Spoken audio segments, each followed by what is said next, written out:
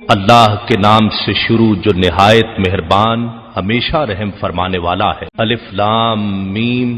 حقیقی معنی اللہ اور رسول صلی اللہ علیہ وآلہ وسلم ہی بہتر جانتے ہیں۔ یہ وہ عظیم کتاب ہے جس میں کسی شک کی گنجائش نہیں۔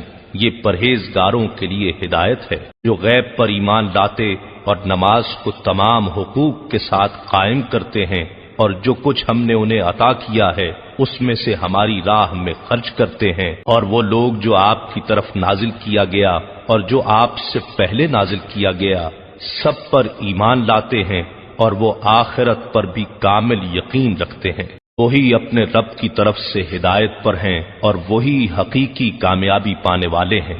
بے شک جنہوں نے کفر اپنا لیا ہے ان کے لیے برابر ہے، خواہ آپ انہیں ڈرائیں یا نہ ڈرائیں، وہ ایمان نہیں لائیں گے۔